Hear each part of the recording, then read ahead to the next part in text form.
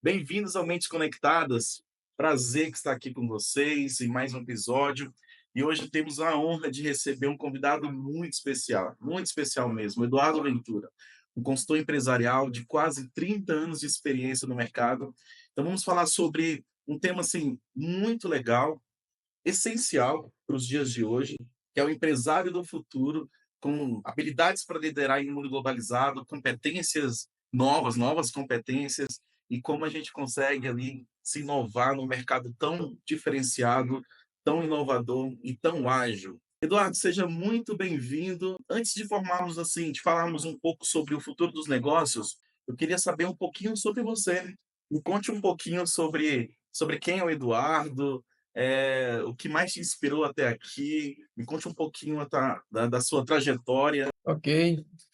Olá, Nelly Miranda. Para mim é uma honra receber esse convite para participar do Mentes Conectadas. Eu assisti o primeiro episódio com a doutora Elana Portela, achei maravilhoso, é sempre bom ouvi-la, ouvir as reflexões que ela traz, o entusiasmo que ela apresenta e aquele impulso de inovação, de liderança que ela traz, né? E também foi um prazer ver o seu desempenho, né? Eu acho que você conseguiu fazer com que o assunto se tornasse realmente muito interessante, e isso nos Obrigado. deixa bastante entusiasmado para participar desse programa hoje. Foi um tema legal, um tema desafiador também.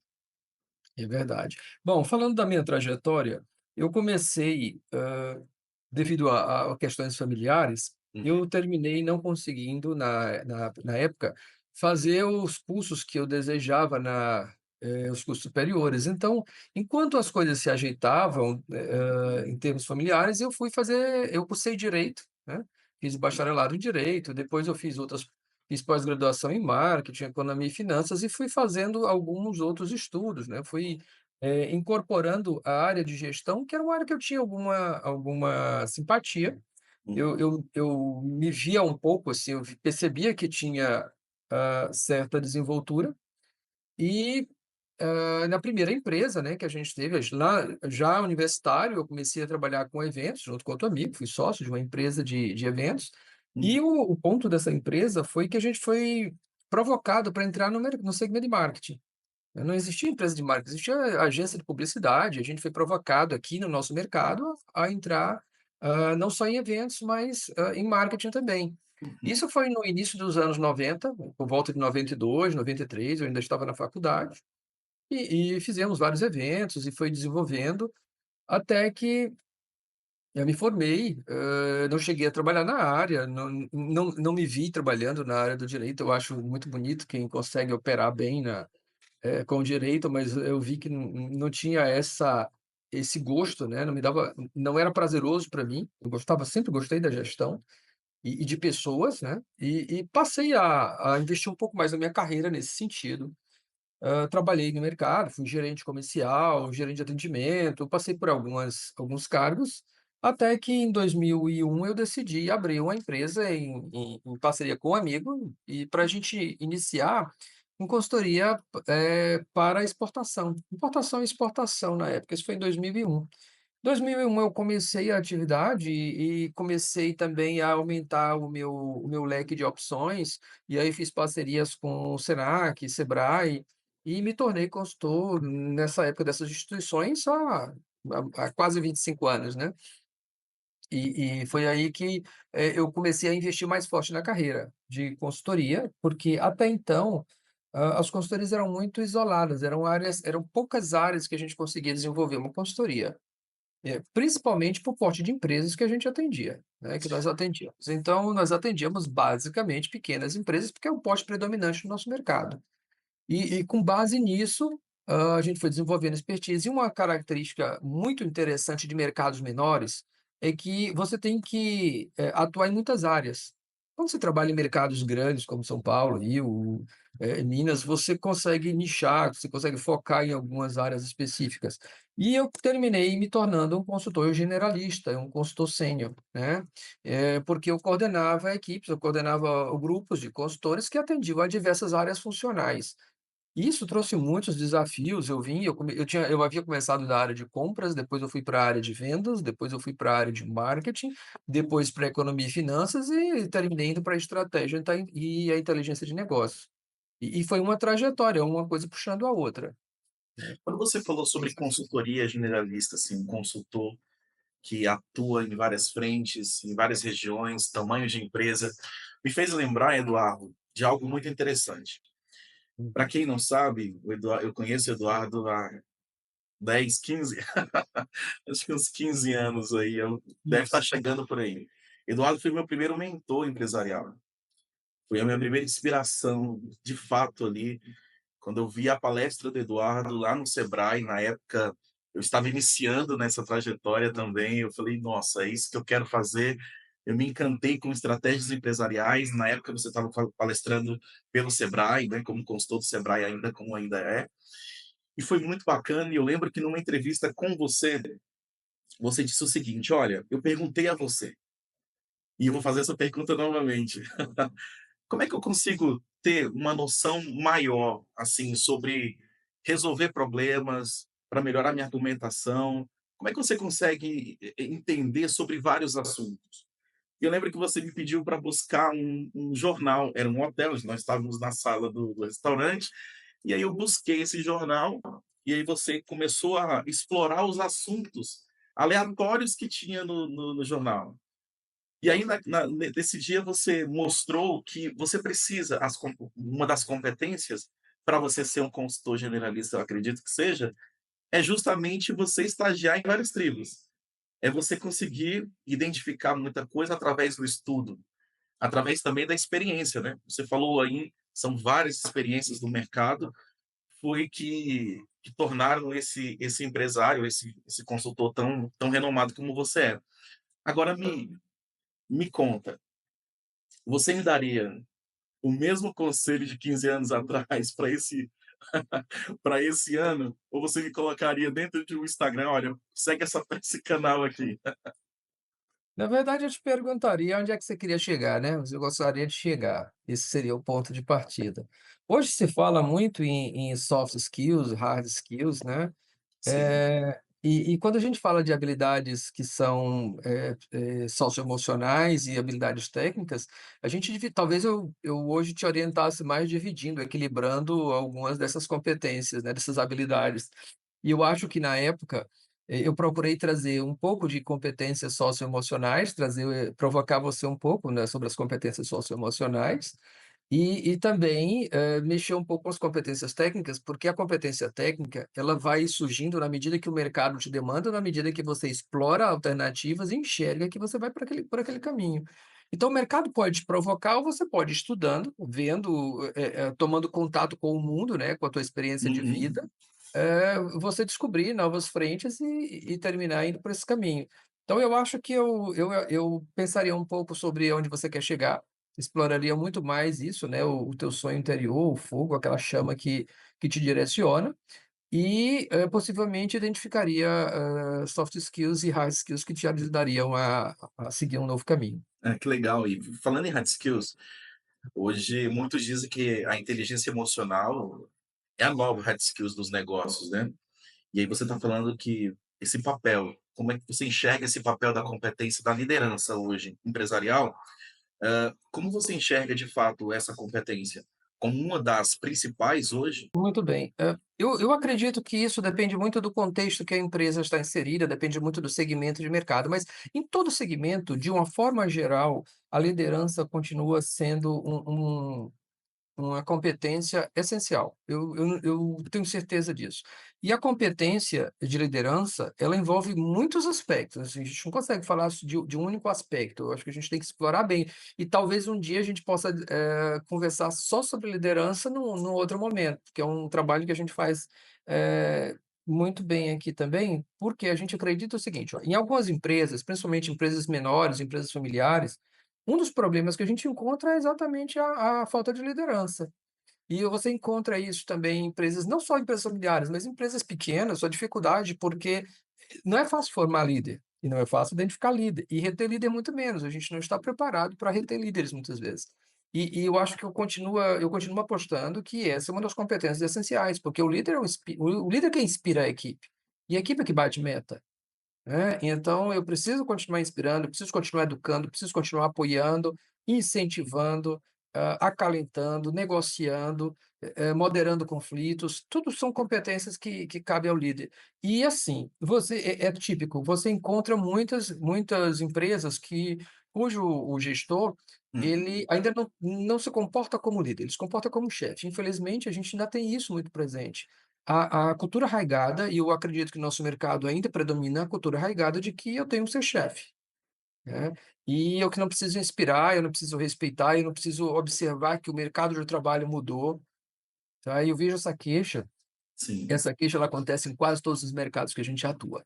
E sempre há alguém só, está muito difícil de contratar, é difícil selecionar, as pessoas não estão capacitadas, as pessoas não querem emprego, as pessoas não querem mais trabalhar de carteira assinada, as pessoas sim, amigo, o mercado de trabalho mudou.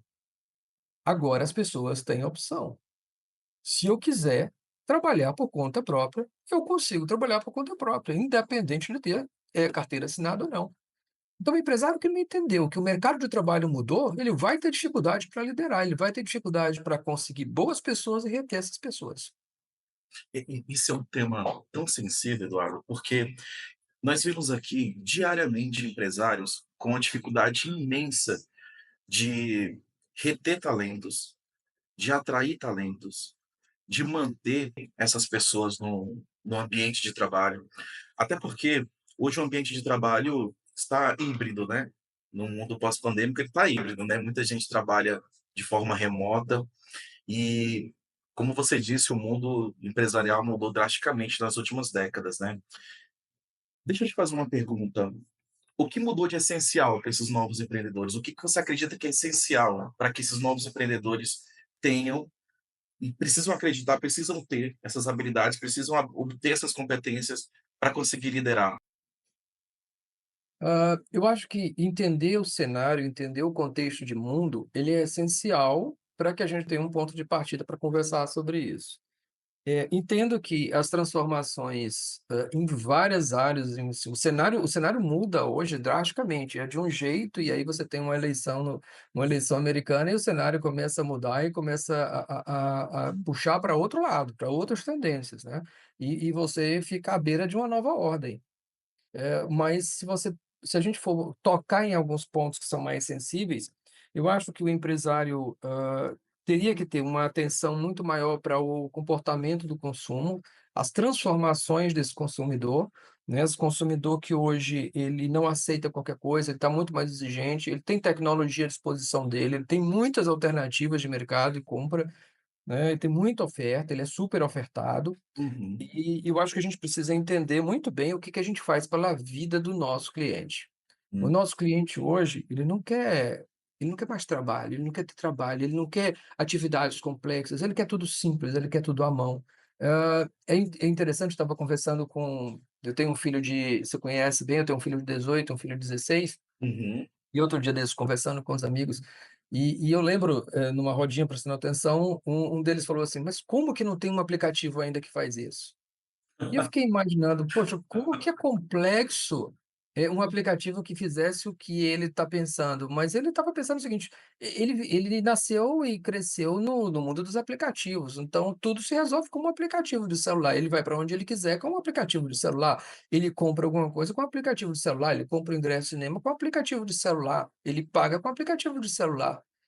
Então tudo está na mão dele. Ele olha para o celular e ele diz: "Ah, a vida por que que não tem isso ainda no celular?" Então nós vamos lidar ainda com uma predominância de um consumidor super exigente, super, voltado para o agora, eu preciso agora, eu não quero esperar, não tem aqui, não está aqui, como não está aqui?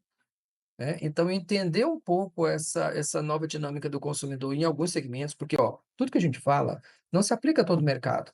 Não se aplica à hamburgueria da esquina, não se aplica ao espetinho, não se aplica a aqueles negócios que são consumidos, totalmente de forma local, assim, no local de prestação de serviço. Nem tudo se aplica dessa forma, mas se a gente tivesse que generalizar, eu acho que a compreensão da mudança do que vem por aí, dessa mudança de comportamento de consumo, e você sabe que as gerações elas vão substituindo, né, elas gerações elas se, interconectam e elas se interpõem. E à medida que as gerações anteriores vão diminuindo e vai predominando uma nova geração de consumidores, a característica de compra muda completamente. A característica vai mudar totalmente, é uma geração de TikTok, a gente não sabe o que vem pela frente na geração seguinte. São tantos Você assuntos que a gente tem que conversar sobre sustentabilidade, a gente tem que conversar sobre o próprio estrutura do trabalho remoto, sim. sobre, a tecnologia e as automações, o impacto que vem pela frente, Uhum. os sistemas autônomos e isso o empresário tem que ter essa visão. Nós estamos aí à beira de uma reforma tributária que vai também impactar a vida do empresário, a gente precisa de automação, a gente precisa sair do improviso. Essa cultura do improviso no empresário, brasileiro ainda me deixa bastante inquieto, né, essa cultura de: "Não, mas a gente dá um jeito, a gente resolve. Eu não preciso planejar e eu não preciso executar planejamento, eu só preciso resolver. Eu quero que as coisas aconteçam e eu vou resolvendo".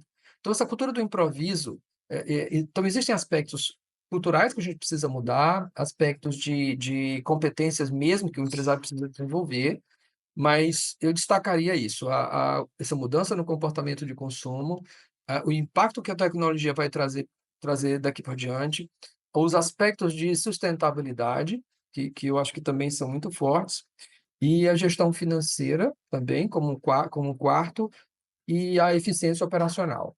Porque a eficiência operacional ela impacta diretamente num produto, por exemplo, que você conhece que a gente tem, né, que é um produto de redução de gastos, né, que é o REDEC. Então, quando a gente fala de eficiência operacional, a gente tem impacto direto sobre resultado.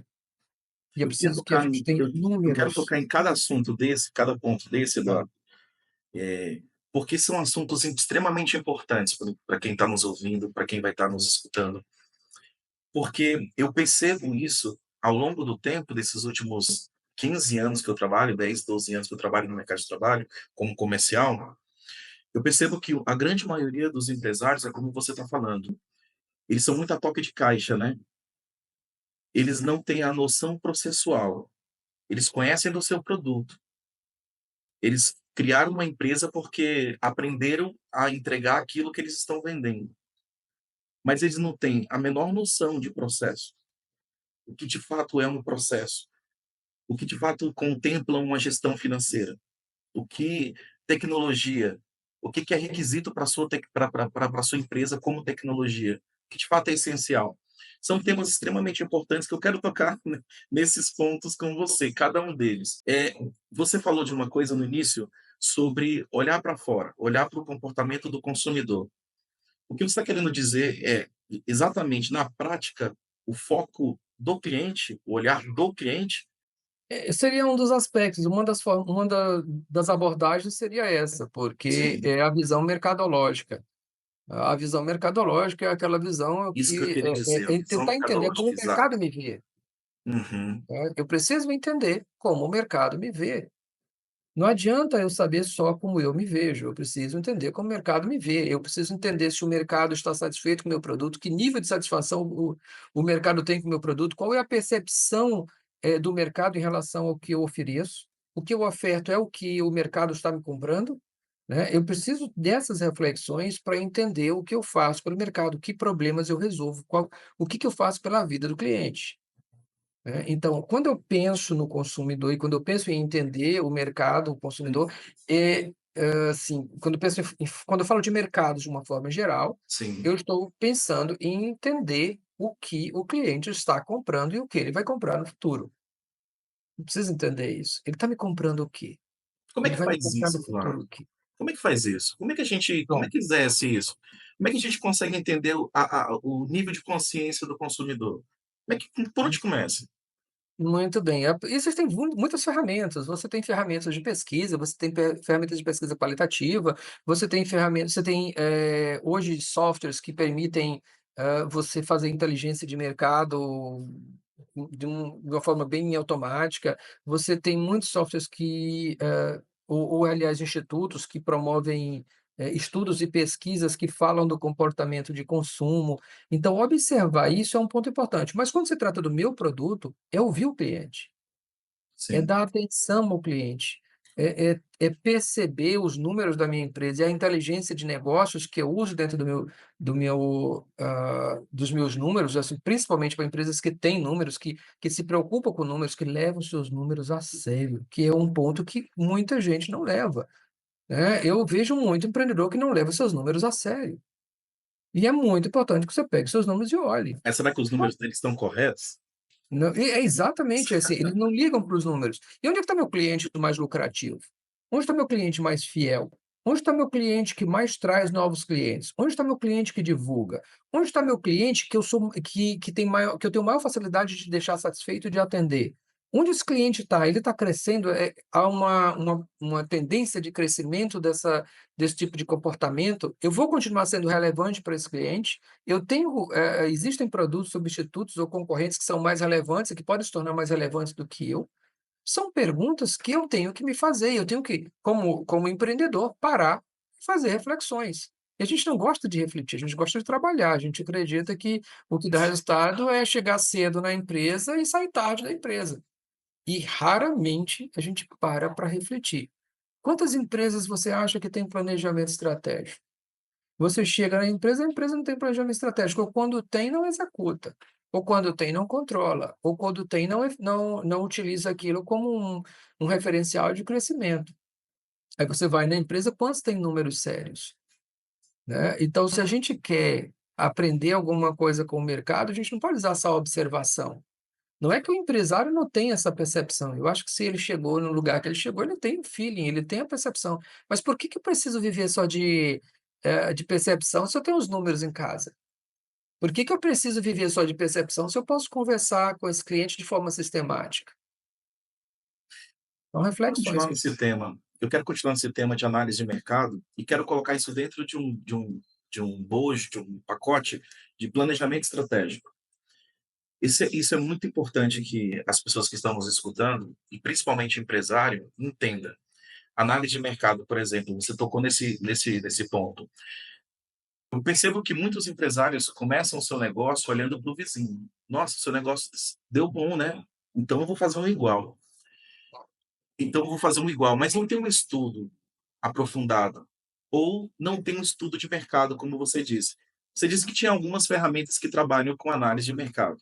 Mas aquelas que você tem que ir em loco, saber se tem estacionamento, saber se aquele local está melhor, está bem visível, dependendo do segmento, por exemplo, vai ser um segmento de restaurante e você coloca, mesmo que num bairro muito bom, muito movimentado, mas está do outro lado da avenida. Isso é um fator importante. Então, a análise do mercado parte por analisar o seu produto, o poder de consumo ali, quem o seu consumidor, mas também analisar onde ele está inserido, como ele está divulgado, por exemplo. Você acredita ainda que é importante fazer essa análise de mercado de uma maneira mais aprofundada, com estratégia, com números, com previsão? Você acha que isso é super importante? Como o empresário pode começar fazendo isso? então vamos lá. Pergunta interessante. A primeira coisa que eu tenho que entender é que existem fatores que são críticos em cada negócio. Imagina só, para alguns negócios, a localização é crítica. Para alguns negócios, a localização é crítica. Se eu tenho um negócio, por exemplo, que depende de fluxo, e o meu produto, ele é consumido fisicamente, ou o meu serviço, ele é consumido localmente, em boa parte, e para que eu tenha um volume de negócios que me sustente, que me traga su me est me gere o lucro que eu desejo, imagine que eu preciso de fluxo, né, a empresa precisa de fluxo, alguns negócios, alguns segmentos precisam de fluxo. E imagina que um cálculo simples, você precisaria de 10 clientes por hora naquele negócio. 10 clientes por hora vezes o seu ticket médio daria o faturamento que você precisaria. Mas você tem 2 vagas,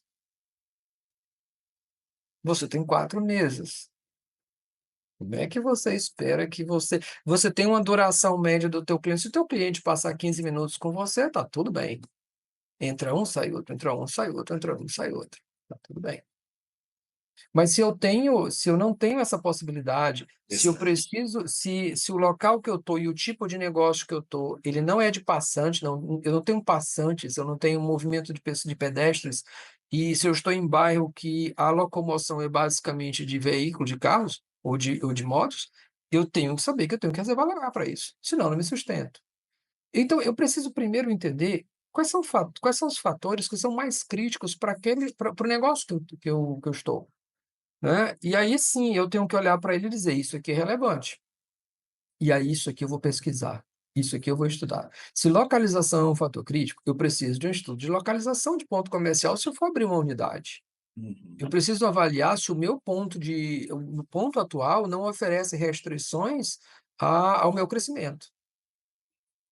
Então, sempre que você vai falar de estudos, de análise de números, de quantitativos ou de pesquisa, primeiro você tem que identificar o que que é crítico para você. Aí você restringe mais, e você pode até fazer uma pesquisa exploratória inicial, você pode fazer várias pesquisas em fontes secundárias para você identificar o que é essencial, o que que é crítico. A partir desses fatores críticos ou chaves, como algumas pessoas chamam, você pode dedicar o estudo de um ou 2 ou 3 desses fatores e ver como você melhora aqueles fatores. Eu acho que seria esse um caminho mais simples. Primeiro, identifica o que é crítico para mim. Identifico qual é a minha posição de competitividade naquele fator crítico. Então imagina que eu estou num segmento qualquer, um segmento X, segmento desse teu cliente. Ele está naquele segmento. O que que é crítico para o sucesso naquele segmento? Isso, isso, isso. O que que ele vai investir o que que ele vai investir para poder investigar mais, para poder ir mais a fundo, poder conhecer mais? Aqueles fatores que são mais críticos. Olha só, esse é um ponto que é muito comum, acontecer muitos equívocos. Imagina que você é da gastronomia, então Uhum. você é um cara que sabe, entende do riscado, como a gente falava antigamente, né. O cara que entende do riscado. De comida, cara, ninguém fala melhor do que o Nelly, ninguém faz melhor do que o Nelly. Então você é um cara muito bom nisso. Imagina que é o seguinte, o tipo de segmento que você precisa, ele é o que você produz, ele é tipicamente consumido em determinada ocasião. Se aquela ocasião não tiver relação com a sua localização, já era. Então, localização, tem que ter muito cuidado com fluxo e contrafluxo, tem que ter muito cuidado se tem local de parada, se não tem, se eu tenho ponto recuado, se não tem, se dá tempo o cliente decidir uma parada ou se é perigoso para ele, se é uma região que permite ele parar com segurança, ele tem a sensação de segurança ou não. Se, um outro fator que é muito comum, as pessoas colocam local de visibilidade, mas tem locais que são de boa visibilidade e parada ruim. Eles são de boa localização e ruim posicionamento na via. Então, péssimo posicionamento de via. Então, quando isso é crítico, o que eu recomendo é: para, estuda aquele fator, se dedica àquele fator, porque já que ele é crucial ao seu negócio, pelo menos ele você tem que estar bem. Isso é, olha, tá vendo como isso é importante? Porque muitas vezes as pessoas não fazem esse estudo. Isso é muito importante porque o papel de um consultor empresarial, principalmente você, determina pontos importantíssimos para o sucesso de um negócio. Nós falamos aí do mercado de trabalho, análise de mercado, olhando sempre para fora, para início de uma empresa. Agora, olhando um pouco mais para dentro, a gente falou sobre as competências socioemocionais como uma hard skill muito importante hoje no mundo dos negócios. Agora, vamos pressupor que ele já esteja com a empresa aberta, e aí ele já possui essas competências e já vai iniciar o trabalho. Ah, sobre o financeiro, eu vejo muitas empresas que me procuram nossa empresa, procuram nosso trabalho, e eles sempre perguntam: "Eu quero relatório, eu preciso de relatório". E eu sempre faço a pergunta: "O que que você quer ver para tomar decisões?". E geralmente as respostas sempre vêm: "Me mostra um modelo para eu tentar me adaptar".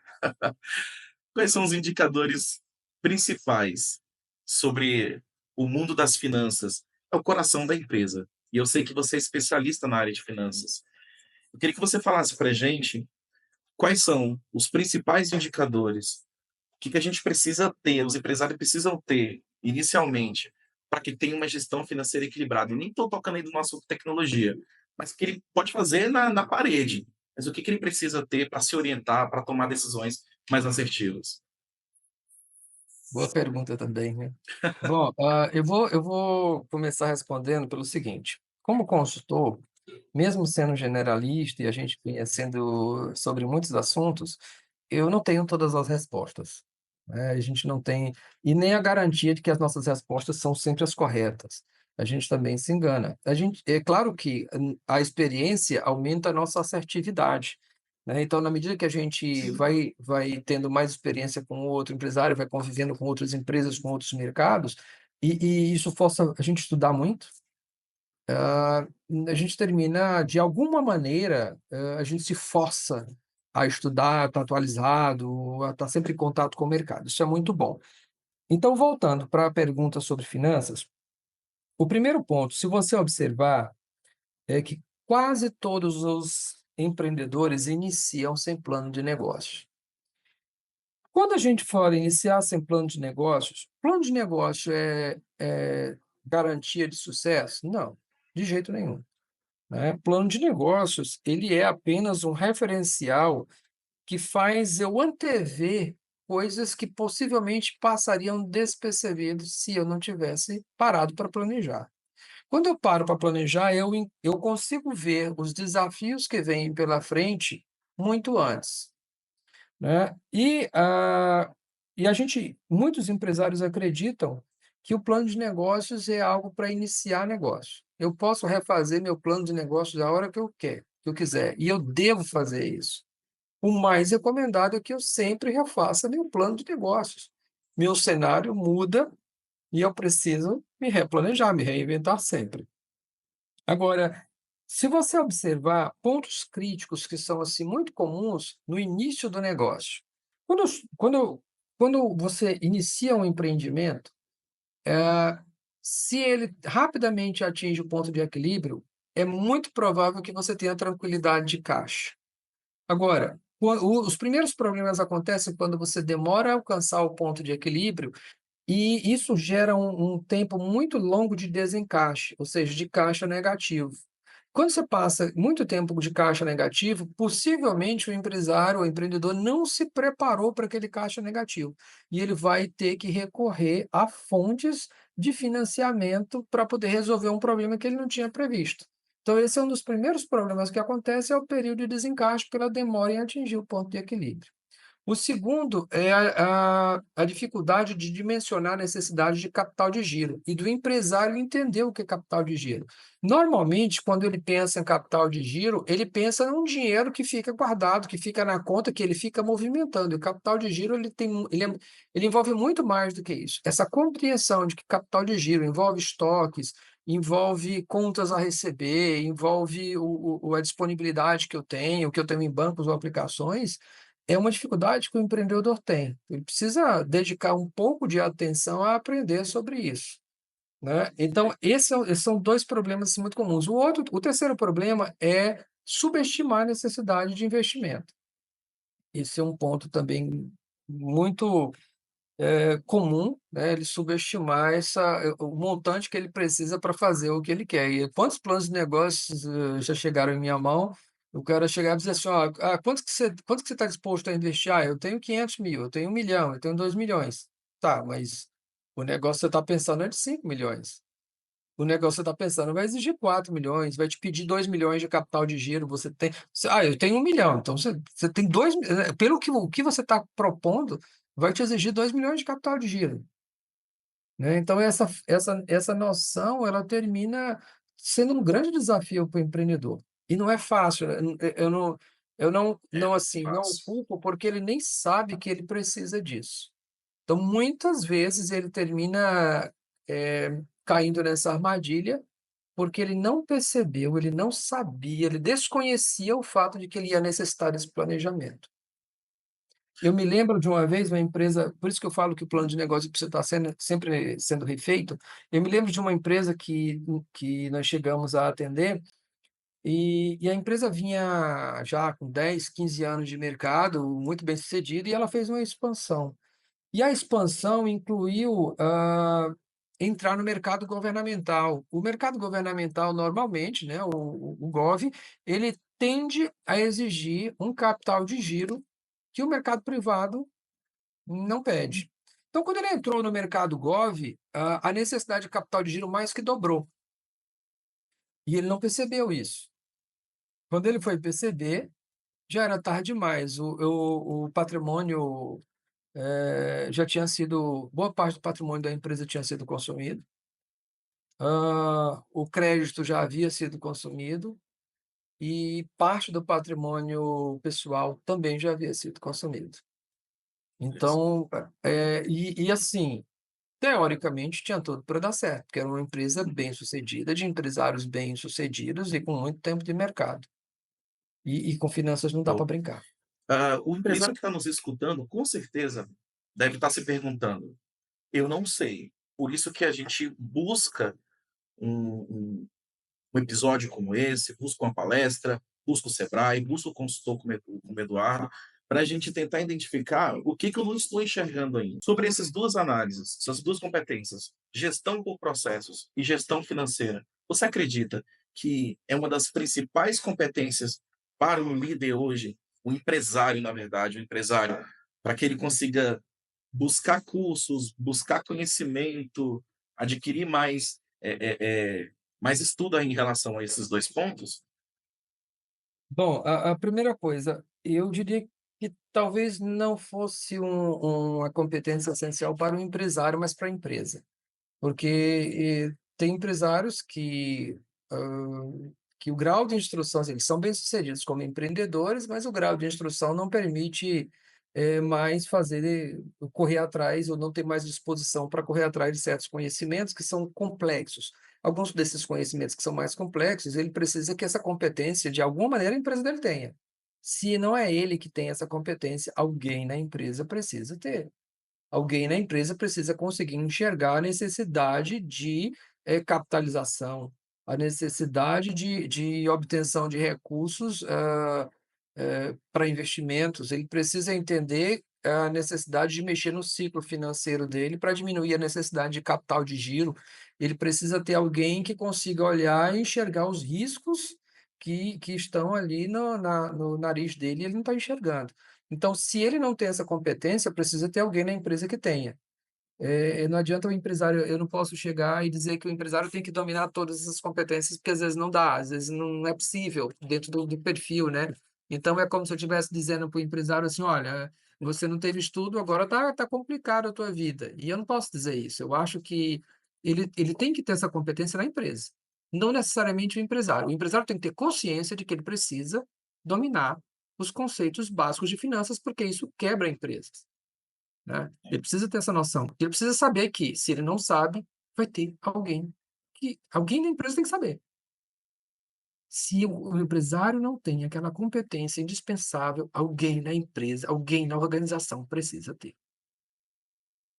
Então isso Isso é verdade. isso Não, pode esse é o primeiro começo. Então, se eu for falar dessa competência, financeira, eu já vi muitas empresas que quebram ou por consequência financeira, né, ou por má administração financeira, ou porque a falta de números, a falta de controle fez com que ele não antevesse o que, assim, ele não conseguisse enxergar o que vinha pela frente. Falta de números faz com que você não enxergue o que está acontecendo e o que vem pela frente. E foi o que aconteceu com alguns negócios. Eu me lembro uma vez eu atendi um cliente e ele se queixava, ele queria uma consultoria financeira, porque ele dizia que a empresa não estava bem, ele precisava de uma consultoria financeira. E aí eu fui almoçar com ele, a gente conversando, trocando ideias, e ele começou a me falar do contexto durante o almoço, e eu comecei a perceber, assim, a gente vai já conhece as perguntas chaves para poder selecionar, separar, as causas, né, e a gente vai fazendo aquele diagnóstico naquela conversa, vai conversando e jogando papo, jogando conversa fora, eu fui diagnosticando ali. "E aí, aconteceu isso, como é que isso começou?" Aí a gente já tem as perguntas, a sequência de perguntas para a gente descartar determinadas causas, né. E aí naquela conversa a gente percebeu que o problema dele não era financeiro, o problema dele estava sendo financeiro, porque ele tinha chegado a um ponto de negligenciar, os números, comerciais. Havia um processo que ele tinha perdido eficiência, né, ele não acompanhava os números, não media, não tinha indicadores de eficiência comercial, e isso fez com que ele não antevesse que o problema estava por acontecer, porque a empresa que não vende uma hora vai ter dificuldade de pagar seus compromissos. Com E certeza. e quando a gente observou isso, né, a gente viu se esse cara está com problema comercial, o problema dele não é financeiro, o problema agora ele alcançou o financeiro porque ele tem consequências financeiras, mas ele não está grave, ele consegue resolvendo o processo comercial dele, ele resolve o problema financeiro. Aí foi o que eu falei para ele: "O seu teu problema não é financeiro, teu problema é comercial. Você não tem problema de organização financeira, você não tem ainda problema de falta de caixa, você só não está sobrando, e não está sobrando porque você não está vendendo". Claro, a gente fez algumas perguntas que levaram a essa conclusão, né. Eu vou Durante o amplificar um almoço. pouco essa problemática. Resultado é que nós ajudamos o empresário, ele foi embora, não pagou o almoço, não contratou a consultoria financeira, mas a gente ficou muito feliz em poder ajudar, porque realmente não era um problema. E é uma coisa que a gente não quer prestar uma consultoria que não é útil. Né, a consultoria financeira, naquele caso, não ajudaria em nada. Talvez ajudasse se ele tivesse com uma grande necessidade de captação de recursos, de dimensionamento de capital de giro, Sim, talvez até de enxergar os seus próprios números, mas tudo isso ele tinha. Então, eu tenho como princípio não empurrar a consultoria para ninguém. mas eu vou amplificar esse problema aí. Eu vou Ah, amplificar esse problema. O empresário não precisa necessariamente conhecer, eh, no detalhe como fazer, né. Como fazer? uhum, Ele precisa saber que precisa ter, isso. E que correto? precisa de alguém lá que saiba. Mas esses empresários geralmente têm pessoas lá dentro, correto? Correto. Geralmente as pessoas falam, esses empresários: "Nossa, eu quebrei, eu não tô", mas tem alguém financeiro lá dentro. E aí eu aumento essa questão. Se você não sabe como controlar, você obviamente vai contratar alguém que acredita que vai te dar o resultado, mas também não tem essa competência. Aí eu amplifico um pouco mais o problema, porque ele Perfeito. vai Isso acontece. contratar tecnologia, não é isso? E vai contratar pessoas. Ele não sabe o que espera, mas ele tem um sentimento de: "Eu preciso que alguém faça a gestão disso". Geralmente as pessoas que estão no financeiro faz gestão de contas a pagar e receber, né. Contas a pagar e Entendi. receber. Contratam a Isso. tecnologia e façam cotação Tesouraria, alguma tesoura outros exato. outras. Primeiro ele sabe da dor, mas ele precisa também aprender a contratar. Legal a tua pergunta. Um ponto que nós poderíamos explorar mais são os processos financeiros e as rotinas financeiras. Ele não precisa saber fazer a rotina financeira, mas ele precisa entender que aquela rotina financeira existe. E eu acho que todo empresário deveria buscar isso. Quais são as rotinas financeiras essenciais para o meu negócio? E quando eu falo de rotina financeira, rotinas, indicadores de processos financeiros. Então eu preciso, mesmo que eu não saiba fazer, eu preciso saber demandar. E por isso eu preciso conhecer não o como fazer, não o know-how ali especificamente falando, mas como analisar isso. Então imagina aqui comigo, ah, olha que confusão, você contrata um software. Esse teu software, normalmente, a maioria dos softwares, eles são, você vai lá, você tem uma DRE, né, demonstração de resultado do exercício do software. Aquela DRE é uma DRE gerencial. Aí eu tenho um plano de contas. E esse plano de contas é o que constrói depois a DRE. Se eu não dou atenção à classificação das minhas contas, se eu não dou atenção à classificação da movimentação, se eu não entendo como o meu software funciona e como ele me apresenta aquele resultado, eu vou fazer leituras incorretas. Eu acho que é despesa o que não é despesa por conta de competência. Eu acho que o que é, por exemplo, estoque, eu vou considerar como custo.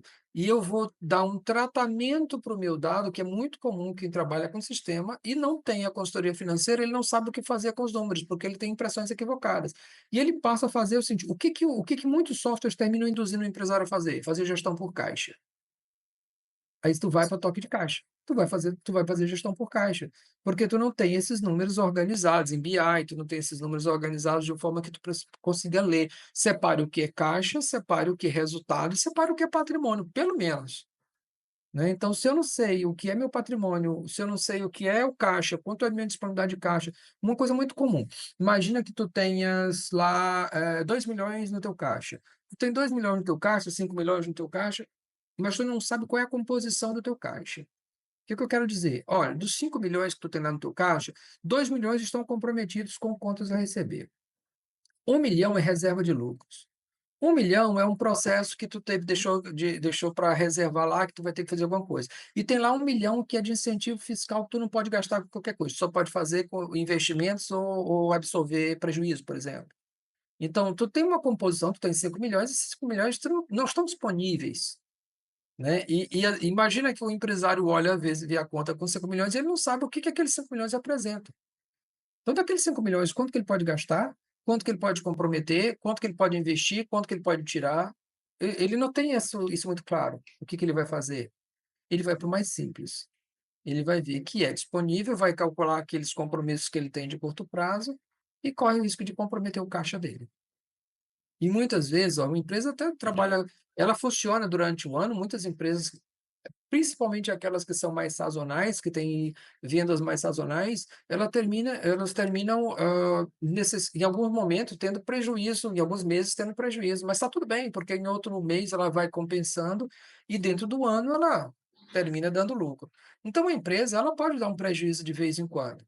O problema é quando ela perde o capital de giro, aí é mais complicado, é mais difícil você ganhar fôlego. Então, quando você fala que o empresário precisa enxergar isso, sim, eu acho que inclusive tem produtos que simplificam a visão financeira, né. A gente trabalha com produtos educacionais hoje que facilitam muito essa visão.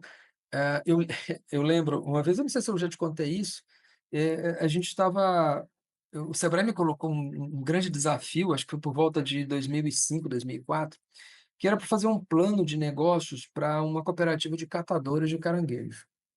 Naquela época, o que que me chamava a atenção? Era uma atividade extremamente manual, e eles queriam formar uma cooperativa para processar essa carne de caranguejo, enfim. O grande problema é que a atividade continuava sendo essencialmente manual. Esses empresários, eles iam, sair de um regime especial de previdência, iam passar para o sistema normal, comum de previdência, iam pagar mais previdência, iam demorar mais tempo para se aposentar no fim das contas, iam ganhar a mesma coisa, no ritmo de trabalho que eles não estavam acostumados a ter. E e e foi um ponto, assim, olha, foi um dos planos de negócio que a gente desaconselhou, não pela inviabilidade, mas, pela inviabilidade do envolvimento dos cooperados.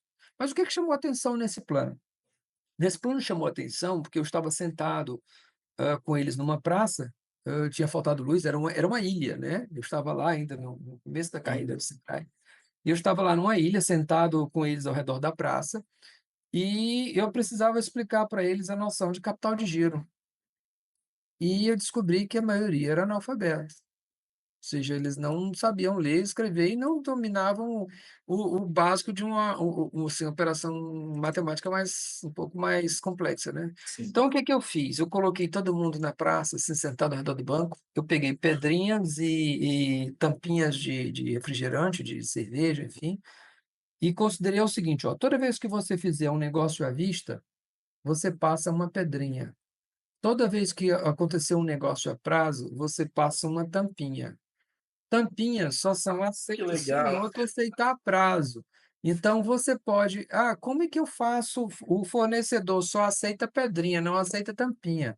E aí o catador de caranguejo ele olhava assim: "Tá, mas eu só tenho tampinha". Aí então você tem que achar a pedrinha. "Mas como é que eu tenho? Quem tem pedrinha? Ah, esse cara tá me devendo, esse cara tem pedrinha". Então pega e bota ele para pagar. Você tem contas a receber, Que que é legal. representado por uma tampinha, Eu vai lá e busca uma pedrinha que ele tem disponibilidade. Ele trocava uma tampinha por uma pedrinha, ele ia lá no outro, pagava uma dívida que ele tinha lá, recuperava uma tampinha, né, então ele trazia esse crédito lá e conseguia e liquidando as coisas. Na medida em que ele ia liquidando, ele não recebia a tapinha, né, ele entregava a pedrinha, estava quitado, e ele podia ir comprando com pedrinhas. E alguns aceitavam, alguns fornecedores aceitavam tampinha, clientes compravam com pedrinha, clientes queriam comprar com tampinha, então a gente criou uma dinâmica para eles entenderem essa movimentação do dinheiro e da promessa do dinheiro. Uma coisa é ter o dinheiro na mão, outra uma coisa é ter o dinheiro na conta, outra Que coisa é ter o legal, dinheiro Eduardo. outra coisa é ter o dinheiro a receber, né. E essa questão da educação que você está tocando nesse ponto, ela é muito importante. Hoje você tem programas educacionais, como você falou, Uhum. programas educacionais para empresários, e agora a gente aprendeu que é de qualquer nível, né. Não importa qual o nível que você tenha, porque muitas vezes o cliente ele cresce, pela força do produto, né, pela força do produto acabado. Então quando ele vai crescendo, aí ele vai tendo esses problemas, né, vai tendo esses problemas de caixa, vai observando. Só que aí já está às vezes está lá na frente, às vezes é muito difícil, né, de mexer em algo que já tá muito bagunçado.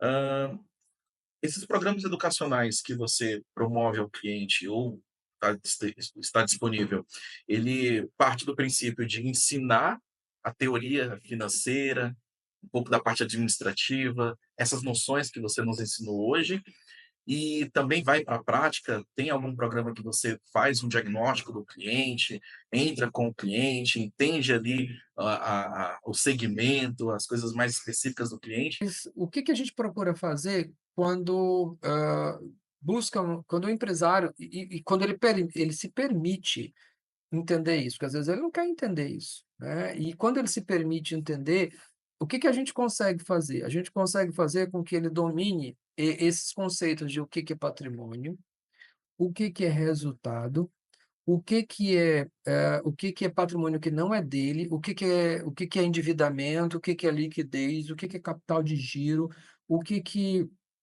como que ele lida com aqueles números que estão no sistema dele, como é que ele interpreta aqueles números, como é que ele transforma aquilo em relatório para tomada de decisão, como é que ele olha para o caixa e sabe e consegue distinguir o que que ele vai fazer com os recursos de caixa que ele tem disponível. Quando eu falo caixa de uma forma geral, banco e não o caixa físico, não o caixa da empresa, mas quando eu falo isso, a disponibilidade de uma forma geral, né, e o que que ele faz com isso, com esse fluxo dele, como é que ele projeta isso, como é que ele organiza.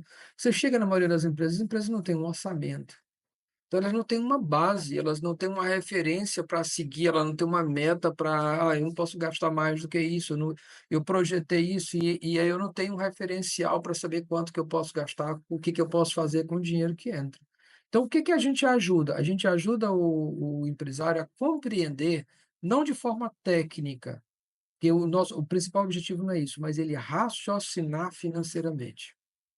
Esse é o ponto mais importante, ele entender o raciocínio financeiro, ele entender que parte do que está na empresa, mesmo que a empresa não tenha lucro, ele pode ter aumentado o patrimônio, que ele tem caixa, mas não teve lucro, que ele pode ter tido lucro, mas não está ainda no caixa. Tudo isso, a gente permite o empresário entender. Tem um segmento, em particular, que eu vejo acontecer muito com muita frequência, é o segmento de construção civil, né, construtoras. São projetos muito longos, são projetos, que têm ciclo financeiro e ciclo operacional longo, e é muito comum que você tenha grandes entradas de caixa, grandes saídas de caixa e muito tempo sem caixa, sem geração de caixa. Uhum. Quando você não tem esse planejamento e essa noção de organização de planejamento financeiro, projeção financeira, orçamento, essas coisas, você termina, ganhando dinheiro numa obra, perdendo em outra, mas ganhando em outra e passando algum tempo sem fluxo de caixa, e a tua despesa fixa está lá. A tua despesa fixa está todo dia te cobrando, os teus encargos, as tuas obrigações, obrigações que você tem que seguir, quer fature, quer não. Empregados que você tem que honrar, quer você fature, quer não. E e essa dificuldade de ver, não por projeto, mas essa dificuldade de enxergar a construtora como um negócio, torna a vida financeira de muitas construtoras bem complicadas. Principalmente são empresas familiares, empresas que não têm uma estrutura e não têm uma gestão mais profissionalizada. É Você muito falou comum de isso acontecer. construtoras, eu lembrei também de um cliente que tem um problema com caixa, principalmente porque tem muita despesa, muito custo operacional na obra, Uhum, tem muita solicitação de compra uhum, e ele não consegue fazer a gestão financeira daquele contrato. Eles até uhum, chamam de gestão do contrato. Eu quero saber quanto que está gastando, e tudo mais. Ele tem sistema financeiro, ele tem pessoas no financeiro, mas ele não tem esse enquadramento, né, essa análise organizada. Ele não sabe por onde organizar isso tudo. Eu tenho percebido, Eduardo, que ao longo dessa nossa conversa aqui, os 3 níveis de consciência, né, aquilo que você já tem nos ensinado. Aquele que ainda não sabe pedir, ele não tem consciência, ele tem a competência e habilidade do seu negócio, ele é muito bom negociador, ele sabe, entende do teu produto, e ele vai indo, né, ele vai abrindo caminho. Mas ele não tem essa noção, então ele não sabe que não sabe, né, vamos dizer uhum, assim. Mas tem um outro que até entende e precisa melhorar. Eu preciso trocar o meu sistema, eu preciso colocar uma outra tecnologia, eu preciso colocar processos, eu preciso colocar pessoas, ele começa a ter uma noção mais estratégica, né? Ele sabe organizar e sabe onde buscar. Tem um outro que não sabe nem definir, não sabe comprar, ele não tem essa competência nem de buscar. Então ele, o que que eu vou fazer? O que que eu preciso? Como por onde começar? Ele não tem essa noção. E muitas vezes eles só conseguem e só tem essa dor quando está lá na frente. A respeito desse meu cliente, que também é de uma construtora. Quando ele chega no pedido e fala: "Eu preciso fazer a gestão do meu contrato". Eu falei: "Mas como assim a gestão do seu contrato? Em que aspecto?". "Não, é porque ficam pedindo compras o tempo todo. O tempo todo compra isso, compra aquilo, compra isso, compra aquilo, e eu não sei para onde vai todo esse dinheiro. Toda hora, todos os dias, é muito custo. Aí eu olho para o meu contador, coitado do contador, e vai, ele, o contador também não tem essa competência de análise financeira. Aí chama outra pessoa, vai para o seu sistema, esse sistema não presta, e sai culpando todo mundo. E não consegue ter essa noção.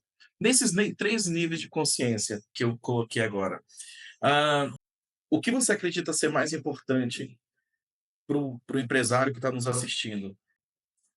legal. Você nos relembrou a janela de Johari, né, do nível de consciência do que sei, né, não sei que não sei, sei que não sei, depois não sei que sei, né, você tem evolução nesse processo aí de conhecimento. Bacana isso. Olha só, o empresário que tem um problema, ele sente que não está tendo, que o caixa não está sobrando, que os resultados não estão a contento, que ele está fazendo tudo direito. Olha lá, ele está fazendo, está entregando, o cliente está satisfeito e ele não consegue ver o resultado, ele tem que parar e fazer uma análise, fazer um diagnóstico financeiro. Quase todo empresário acredita, assim, eu acho que o diagnóstico tem sido algo muito recusado, assim, algo muito, as pessoas não entendem a necessidade de um diagnóstico. Como é que você vai recomendar alguma coisa sem a necessidade do diagnóstico? Eu vejo alguns problemas na consultoria muito comuns. O primeiro é a recusa em fazer o diagnóstico, porque ele acha que é uma perda de tempo. "Olha, eu estou fazendo um diagnóstico, mas eu não estou tratando, eu estou gastando esse dinheiro à toa". E, na verdade, o diagnóstico, ele muitas vezes poupa tempo e poupa recursos, porque eu consigo corrigir apenas o que é o problema, eu preciso ir direto ao ponto, eu consigo ir direto ao ponto, consigo ter mais efetividade. O segundo ponto é o empresário, eu tenho mais receio do empresário que acha que sabe o problema, e ele não consegue distinguir sintoma de causa. Isso eu tenho mais receio, porque eu já lidei com alguns empresários, inclusive alguns narcisistas, que são muito difíceis de a gente lidar, porque ele acredita que ele sabe qual é o problema, ele sabe qual é a solução, ele sabe o que você tem que fazer, o método que você tem que fazer, quando que o resultado tem que chegar, e isso torna muito difícil. E alguns clientes eu tenho recusado, prefiro nem trabalhar e continuar, inclusive suspender contratos, evitando essas situações. Evitando situações. Quando eu infelizmente, assim, gosto muito de ajudar, gosto muito do que faço, gosto muito da consultoria, mas quando eu encontro empreendedores que, não conseguem entender, a forma de trabalhar do consultor, porque como consultor eu estou lá para ajudar ele a resolver o problema dele. Eu não estou lá para ganhar só meu dinheiro, eu estou lá para resolver o problema, ajudar o cara a resolver o problema dele, que é assim que eu vivo, né. Eu vivo de resolutividade. Eu vivo quando eu consigo solucionar o problema e é isso que me deixa tanto tempo no mercado. É por isso que a gente tem algum reconhecimento, né, que é razoavelmente considerável, e a gente nunca precisou fazer propaganda para ganhar de novos clientes. Então esse é o ponto que me deixa muito intranquilo, me deixa mais desconfortável quando você encontra empresários que não conseguem entender que você precisa de um diagnóstico, você precisa entender qual é a realidade dele, entender como que você resolveria o problema, entender como que você desenha, e consegue fazer interpretar o que está acontecendo, interpretar a causa, o que que deu origem àquilo. Eu lembro de um cliente que atendi, muito interessante. O cliente tinha um déficit, orçamentário de quase 6 milhões. Ele tinha um déficit orçamentário e financeiro de quase 7 milhões. 6 milhões e alguma coisa. E eu fiquei me perguntando como que um déficit desse pode ser eu não falo em prejuízo, porque não era uma empresa, né, era uma organização, Hum, de outros de outra natureza. E aí quando eu olhei para aquilo eu disse: "Mas como que pode ter um déficit desse?". E aí eu fui, analisar. Quando eu fiz o diagnóstico, eu sabia que existia o déficit. O déficit não precisava de diagnóstico, né, a gente chama de diagnóstico de resultado. A instituição tinha o resultado, então eu não tinha problema, eu não precisei apurar o resultado para saber qual era o problema, para saber o nível do problema, mas eu sabia que existia uma causa. E a causa ela não era aparente, e eu precisei passar algum tempo entendendo o processo. Quando eu resolvi esse caso, a gente conseguiu recuperar o déficit financeiro dessa instituição, ajudou a recuperar, né, porque a gente não faz nada sozinho. A gente ajudou a recuperar o déficit orçamentário e financeiro dessa instituição, fazendo, enxergando o processo, analisando o processo, diagnosticando o processo. Então, quando você voltando à origem da tua pergunta, quando você fala assim: "Ah, como que o empresário começa, né, como é que ele toma consciência disso?". A primeira coisa é ele parando e pensando para pensar assim, parando para pensar que existe conhecimento, existe solução que pode ser aplicada na situação dele. Não é uma aplicação genérica. Outro problema que a gente lida demais na consultoria. Você conversa com um empresário hoje, ele sai, toma café com outro empresário diz como que resolveu o problema e ele dele na acha que vai funcionar no dele. ele acha que vai funcionar na dele. Ele chega com a ideia assim: "Ó, já sei o que que é. Eu vou implantar isso, o cara me falou que implantou isso, deu certo na empresa dele". Mas o contexto é outro, os fatores críticos de sucesso são outros, os indicadores são outros, a realidade dele é outra, o consumidor e o comportamento de consumo é outro, a sensibilidade para o impacto de propaganda e marketing é outra, e o cara quer usar a mesma solução. Então, se eu disser assim, ó, se eu posso ajudar, eu não quero, e eu não estou falando assim, eu não estou vendendo consultoria, mas se você me pergunta assim, como que a gente orienta o empresário a comprar consultoria? Primeiro, aceite o diagnóstico, porque o diagnóstico vai saber qual é a realidade da sua empresa, inclusive qual é a ferramenta que a gente vai aplicar que a sua empresa suporta, porque tem ferramentas que a empresa pequena ela não vai suportar, ela não tem gente com conhecimento para receber determinados produtos de consultoria. Você Então, tem nem todo produto de consultoria se encaixa para toda empresa. Nem toda solução de consultoria que serviu para a empresa A e para B vai servir para C. E eu exatamente. lembro de um empresário que uma vez foi me contratar, e eu era muito jovem, né, cara, assim, ainda de menino, de 20 e poucos anos, e ele olhou para mim e disse: "Você que vai me ensinar a ganhar dinheiro no meu negócio?". Aí eu respondi assim, eu olhei para ele no fundo do olho e disse: "Quem tem que saber ganhar dinheiro no seu negócio é o senhor. Eu sei ganhar no meu, e eu estou aqui para pegar uma parte do seu negócio e resolver um problema que o senhor se queixou e diz que tem. Então, se o senhor quiser que nosso know-how resolva esse problema que você nos apontou e que talvez eu encontre outros, e a gente vai resolver, mas a competência para ganhar dinheiro é sua. Continue cultivando esse seu talento para ganhar dinheiro que o senhor vai longe, mas resolva os seus problemas, porque esses problemas que o senhor está tendo aqui vão lhe causar um enorme prejuízo, e pode ser que tudo que o senhor construiu, o senhor perca. Olha só que interessante, Eduardo.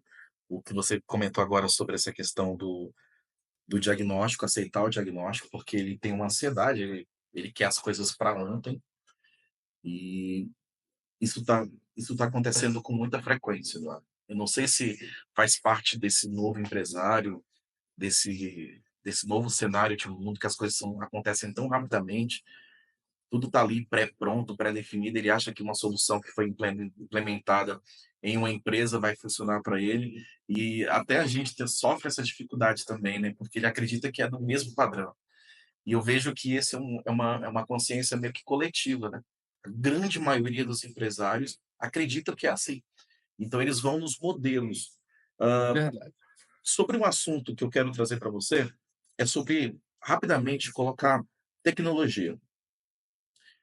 A grande maioria das tecnologias no Brasil são tecnologias que a gente chama de soluções de prateleira, Uhum. soluções pré-definidas, pré-prontas. Ok. Mas, como você mesmo disse, cada caso é um caso, cada indicador é um indicador, cada forma de colocar a sua, a sua gestão interna. O que você acredita que é importante para o empresário identificar dentro de um universo? Um RP gigante funcionaria melhor para mim? Não. Uma sequência, várias ferramentas pequenas. Como você enxerga a tecnologia, o impacto da tecnologia hoje no mundo empresarial? E como que você dá de sugestão hoje para a empresa que está ou tem uma tecnologia que quer substituir, ou aquele que não tem e precisa ter uma? Um dos pontos, assim, um dos grandes desafios hoje da tecnologia é porque você tem solução para tudo, tudo pulverizado. Você tem solução para hoje, se você quiser, sua empresa, vamos supor, se eu quisesse hoje contratar soluções, todas as soluções que eu acho que necessito, eu deveria ter pelo menos uns 50 a 60 aplicativos pagos. Uau! No mínimo, todos me seriam úteis, mas eu não conseguiria potencializar isso. Você vai numa clínica, você tem o software para isso, você tem o software que faz aquilo, aí você tem um que atende o WhatsApp, aí você tem o IA que faz aquilo, você tem assim, existe uma oferta muito grande de soluções pulverizadas. A tendência é que muitas dessas soluções pulverizadas terminem se integrando. A gente antes tinha um relógio na parede, um relógio de pulso, tinha a bússola, tinha não sei o quê, e essa toda essa tecnologia convergiu para um aparelho só, que foi o celular, o smartwatch, enfim. A tendência é que muitas soluções que são criadas hoje, elas também converjam para soluções mais completas. Quando você olha o sistema que você trabalha, que é o caso do Bittrex, o Bittrex é uma grande conversão de tecnologias. Você tem uma plataforma que permite, inclusive, colaborar, integrar muitas soluções. Isso faz com que, você tenha pelo menos uma solução aí que faz a gestão das demais soluções. Eu acho isso muito inteligente, né. Tem algumas questões de tecnologia que me chamam muita atenção. Primeiro, a quantidade, a variedade enorme que você tem, e qualquer coisa assim é por usuário, e você tem de 50 por usuário, 60 por usuário, 120 por usuário, 250 por usuário, tem para todo gosto. Começa na gratuita e segue adiante. Então a gente tem que escolher muito bem. Se você abrir um Instagram e você, entra lá, entra numa landing page, coloca lá as suas informações, enfim, ou num formulário qualquer, coloca as suas informações, daqui a uns dias, daqui a poucas horas você recebe uma IA falando com você e aí você marca alguém e alguém vai te apresentar uma solução e tem solução mágica para tudo. Hoje você fala com o empresa olha, eu tenho essa experiência, você fala com o empresário hoje, daqui a meia hora, no outro dia, o cara tem uma outra solução que ele foi bombardeado. Ele foi bombardeado com uma solução agora que resolve todos os problemas dele naquele segmento, e ele acha que aquela solução vai resolver os problemas dele. E eu não culpo o empresário por isso, né. Há um bombardeamento de soluções que ele precisa ter muito discernimento, ele precisa de ajuda para não estar saindo contratando tudo que é solução que aparece. Porque o que tem de oferta de solução que faz tudo, que promete fazer tudo, não está escrito. Como a gente usa, né, a expressão Você muito tem razão. antiga, não está escrito. Ou como a gente dizia mais, não está no gibi, né. É uma quantidade enorme de soluções que surgem todos os dias. Eu mesmo, assim, eu acho que eu devo testar umas 15 soluções por semana. E eu não vejo o ganho que elas prometem, mas o meu cliente é bombardeado todos os dias, eu sou obrigado a estar, assim, eu termino me obrigando, eu termino, tendo que, analisar semanalmente, eu analiso uma quantidade muito grande de novas aplicações que vão surgindo. para que a gente possa, pelo menos, ter uma forma mais crítica de falar sobre isso. Mas a automação ela veio para ficar e ela vai transformar a nossa vida de uma forma impressionante. Você vê que, em breve a gente vai ter, nós temos hoje vivendo uma tecnologia em camadas, automação em camadas. Você tem automação de segunda ordem, automação de terceira ordem, automação de quarta ordem, quer dizer o quê? Você tem um sensor que é inteligente o suficiente para saber produzir um dado. E você tem um sensor lá no avião, um outro dispositivo que consegue ler o que o sensor produziu de forma inteligente e consegue tomar uma decisão em cima de um outro sistema autônomo. Aí eu tenho um outro sistema autônomo lá da torre que consegue ler o sistema que leu o sistema do outro e ele consegue tomar decisão de forma autônoma. Então nós temos hoje automação de primeira, de segunda, de terceira, de quarta ordem, e isso é infinito. Você vai ter aplicações que, estudam em cima de aplicações, analisam. Você tem um BI que analisa outra aplicação, e ele analisa o Excel, o Power Query que analisa uma coisa. Você tem diversas e outros BIs que analisam uma série de outras formas. Então você tem automações em camadas, e a gente vai lidar cada vez mais com isso. E à medida que elas vão se tornando camadas e mais camadas e mais camadas, elas vão se integrando, né, porque você vai abrindo camadas, camadas, camadas, essa daqui absorve essa absorve essa, e aí vira uma tecnologia só. E aí você tem uma nova automação em camadas. Então nós estamos vivendo uma era de automação em camadas, isso assim, é fabuloso, e isso vai chegar num ponto das fábricas inteligentes, dos aviões inteligentes, como a gente já tem os carros inteligentes. Né, como a gente tem a nuvem de drone, ou nuvem de nanorobôs, ou a tecnologia de nanorobôs indo para fazer uma aplicação de um medicamento dentro da corrente sanguínea, dentro de uma célula, dentro de uma organela. Imagina que a tecnologia, o impacto gigantesco. Nós estamos vivendo um momento que a tecnologia entrou no corpo. Nós estamos com chip dispositivo, nós estamos, trazendo a tecnologia para dentro do corpo. É exatamente Desde a isso. da nanotecnologia. Então, nós estamos vivendo uma era. Um computador hoje, os computadores mais velozes, eles conseguem fazer, acho que o computador mais veloz hoje consegue fazer mais de 400 quatrilhões de operações que a gente chama de ponto flutuante, né, são operações que, quando você tem, assim, 2,14 mais 3,15, você tem um ponto lá que flutua de lugar, dependendo. Você tem computadores que conseguem fazer, 400 quatrilhões, 500 quatrilhões de operações num único segundo. Nós estamos falando de quatrilhões, nós estamos falando de 1000 vezes trilhões. Então, em um segundo, um computador desse consegue fazer, né. Caramba. Imagina o que vem pela frente. Nós vamos viver, uma vida que nós teremos muito mais autonomia em tempo real. O que esses sistemas qual é um grande empecilho hoje do sistema desses sistemas? É que, sistemas que tomam decisões ali ao mesmo tempo, que precisam estar fazendo essa constante tomada de decisões de forma autônoma. E a gente está falando também de aprendizado de máquina, de outras coisas. A gente tem que resolver o problema do tempo. O tempo, assim, eles têm que ter quase o tempo real, então você tem que ter uma conexão de altíssima velocidade, né, você tem que ter uma conexão que permita que a gente esteja falando quase em tempo real. Você vê a velocidade que a IA leva para te produzir, né, para produzir esses computadores que geram IAs. Eles são gigantescos em termos de processamento. E para você treinar uma IA, você tem uma quantidade muito grande de informações. Então Exa nós vamos lidar cada vez mais com sistemas autônomos, com sistemas que controlam sistemas, com sistemas que aprendem, né, e nós vamos lidar com sistemas dentro do nosso corpo. Nós vamos lidar com nanotecnologia, que é uma tecnologia que me põe, assim, muito receio, porque ela não tem fim, ela pode ser tanto altamente benéfica para o tratamento de saúde, quanto ela pode ser altamente mortal. Assim, há um outro processo, uma outra etapa que a gente vai chegar, que é a autoevolução. Até que ponto, né, as máquinas vão conseguir gerenciar o seu próprio processo evolutivo? E aí isso traz uma série de dilemas éticos. Você vê que há bem pouco tempo a gente começava a dar celular para crianças, a gente chegou à conclusão de que: "Opa, não foi uma boa ideia, vamos tirar o celular das escolas", Não foi uma boa ideia, é né. A verdade. gente começou a dizer assim: "Vamos trazer engenharia genética, vamos botar tudo, vamos aumentar a produção, vamos tacar transgênico". Opa, parece que não é muito bem uma boa Eu ideia. Pode ser que a gente chegue em breve à conclusão de que a forma com que a autonomia que a gente está dando para a IA, talvez não seja uma boa ideia.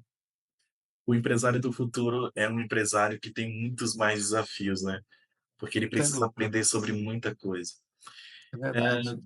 pra Mas gente assim, Mary, hã, desculpa, para a gente não gerar nenhuma angústia no nosso empresário, sim, muitos negócios não vão depender disso. A grande maioria dos negócios nem vai perceber essas mudanças que estão por trás da tecnologia, né. Você vai poder colocar um robô lá, um RPA para fazer algumas atividades, algumas automações, você vai conseguir botar uma IA para resolver uma série de problemas, lançamentos contábeis, enfim, mas, sempre nós vamos ter uma situação que é muito difícil de gerar, que é a capacidade de empatia e discernimento.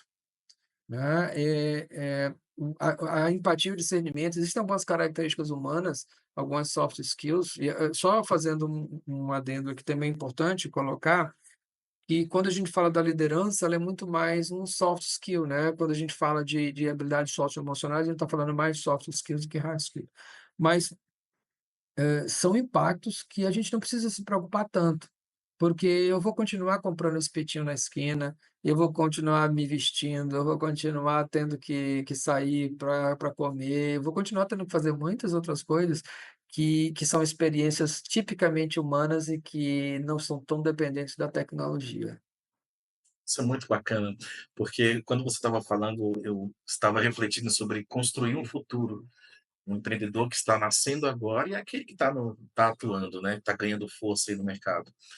Para a gente encerrar esse nossa conversa, eu fiquei com muita vontade de explorar outras coisas que a gente vai colocar isso em um outro episódio, como planejamento estratégico, plano de trabalho, plano de negócio, mas, o que você deixa de mensagem para o empreendedor que está começando, que está nos acompanhando, para o empreendedor que está há décadas aí, vê essa evolução.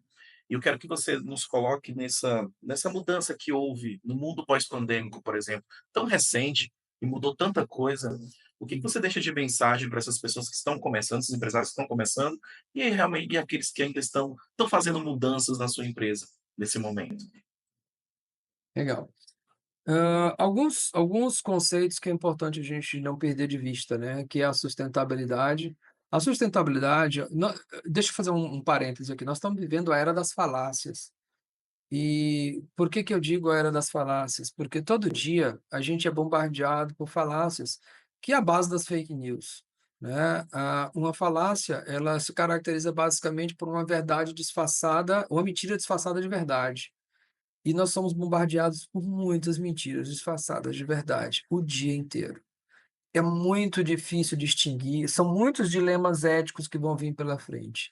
A cibersegurança vai ser algo que vai crescer muito, porque a IA, ela torna muito mais difícil discernir nesse ambiente selvagem o que é verdadeiro do falso, o que é uma informação verídica, o que é uma informação para gerar apenas para gerar engajamento. Nós estamos vivendo uma era que o empresário precisa muito, muito, muito, muito da criticidade. Ele precisa um pouco do ceticismo e da criticidade, do pensamento crítico.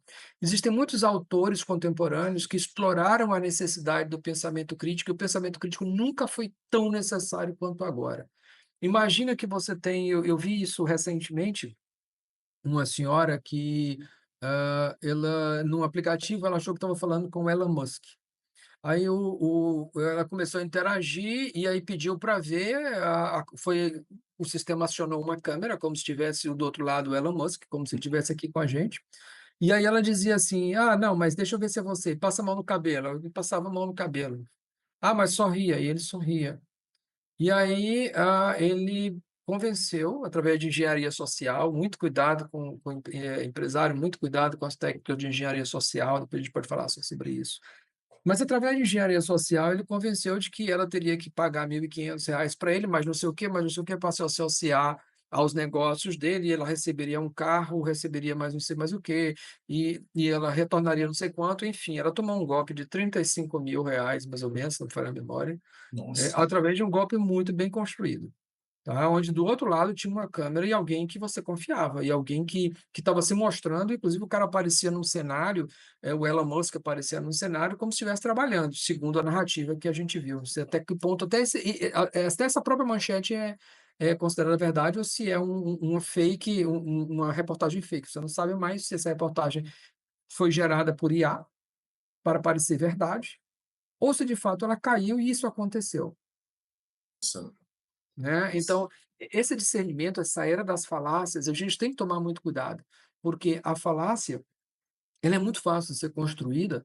Você vê assim, você vê isso na política. A política tem uns políticos mais jovens aí, que basicamente o seu discurso é construído em cima de falácia. E é impressionante, porque a engenharia social faz com que você embarque, assustadoramente. Então, se eu tenho alguns conselhos para dar, é que a gente fique muito atento aos aspectos de saúde mental da nossa equipe, tá, de qualidade de vida, de felicidade da nossa equipe. A gente possa imaginar que quanto mais valor a gente adicionar para a compra do nosso cliente, melhor. Eu acho que a gente pode destacar que o consumo ele vai ser feito com mais cautela, porque a gente é tão super ofertado e é tanto bombardeio de coisas para se comprar, que a gente se sente infeliz por não comprar tanta coisa. Só a quantidade de streams que hoje você tem que pagar individualmente para poder usar uma vez ou outra, tu tem que pagar aqui esse streaming, aquele outro, aquele outro, aquele outro. Você Exatamente. tem dezenas de streams que você tem que pagar para poder assistir filmes, né, e você tem que e outra coisa, você ia no cinema, pagava uma vez, voltava para casa, você dizia: "Pô, o cinema ficou caro", né, e você hoje paga não sei quantos streams em casa e termina não usufruindo, porque você não tem mais tempo para usufruir, tem que pagar tudo isso, né. Então você tem que trabalhar pra caramba para poder pagar tanto streaming. Tem, streaming infantil, aí tem streaming de esportes, e tem streaming de luta, e você tem streaming de negócios e vira uma loucura, cara. Então a gente tem que ter muito cuidado, tomar assim, ter muito esse cuidado com a cultura do ame ou odeie. Você, recentemente na última campanha, no Brasil, campanha majoritária para presidente e governadores, a quantidade de boicotes que teve a negócios de um lado e outro é impressionante. Imagina só, o teu consumidor está disposto a deixar de comprar de ti por quem você torce ou pelo posicionamento político que você tem. É isso mesmo.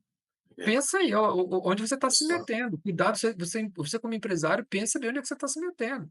Teu consumidor está disposto a olhar e dizer assim: "Ah, você é assim? Então não quero mais fazer negócio com você".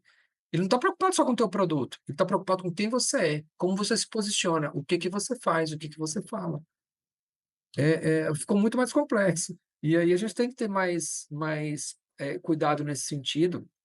Nós estamos, fazendo uma grande exposição da nossa vida, a gente quer tudo para agora, tudo para ontem, a gente quer que a tecnologia seja a solução de todos os problemas, né. Então todas essas transformações, essa menor tolerância para as coisas, a gente precisa parar, pensar e, assim, exercer o pensamento crítico, duvidar das coisas, né, aprender a criar os critérios de decisão. Não, se a gente for aceitar o bombardeio, a gente vai viver uma vida de muita ansiedade. Eduardo. Olha, muito obrigado pela generosidade em compartilhar tanta experiência e conhecimento, na verdade. Eu tenho certeza de que quem está nos escutando saiu daqui inspirado e, assim, principalmente buscando mais conhecimento. Então, muito obrigado mesmo, Eduardo. São temas muito, assim, que levam para várias outras conversas, né? São temas muito abrangentes. E nós percebemos que você realmente tem muito conhecimento, é um conhecimento muito vasto. E as pessoas realmente estão buscando por isso. Esse é o cerne do nosso programa, né? Trazer pessoas que não necessariamente estão naquele holofote da rede social, na ascensão da economia da influência, né? Estão chamando isso agora. Isso é um nome que eu aprendi há um mês Uhum. atrás. Eu nem sabia que existia. O nome economia dos influencers. Eu não sabia Tem, que existia isso, isso. verdade. É, e pessoas que não necessariamente estão nessa popularidade da rede social, mas que trazem tanto impacto para a sociedade. E que, com certeza, nessa jornada de 20, quase 30 anos de mercado, você trouxe tanto impacto para as pessoas e principalmente para as empresas, e aqueles que estão nos escutando realmente vão sair daqui inspirados e com certeza vão procurar mais conhecimento e entender muito mais do seu negócio. Exploramos bastante a questão do financeiro, eu acho que vamos voltar a conversar sobre isso, porque realmente é uma dor latente de todo empresário, é o dinheiro, né, é o financeiro da sua empresa, então isso é muito importante. E agora a gente falando sobre um pouco de tecnologia, que também é outro assunto que a gente vai ter que explorar muito mais. Então a gente vai precisar fazer outros encontros com você, Eduardo, com certeza. Mas por agora, muito obrigado, de fato, muito obrigado mesmo, tá bom? Meu amigo, eu agradeço o convite. Perdoe, às vezes a gente está falando um pouco rápido em alguns momentos, mas é porque é tanto assunto, tanta coisa fervilhando na nossa cabeça e para a gente não perder o fio da meada, termina acelerando um pouco.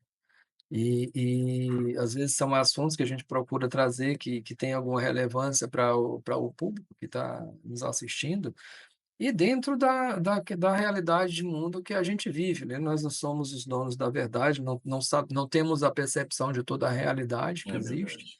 mas dentro do que a gente vai lendo, do que a gente vai convivendo, do que a gente vai experienciando, procurei trazer aquilo que é de mais recente, que a gente realmente viveu, e muita coisa que nós ainda continuamos presenciando no dia a dia da consultoria, deixando muito teoria de lado e trazendo a realidade. Então é um prazer enorme ter conversado com você, agradecer Obrigado. a paciência e as suas, perguntas inteligentes e instigantes que puxam o assunto e fazem a gente viajar aqui, do outro lado, tentando encontrar respostas para os mais interessantes desafios que você propõe. Muito, eu que Parabéns. agradeço mais uma vez, tá? A gente vai marcar outro encontro em breve. Um abraço, Eduardo. Tchau, tchau. Um abraço, até mais.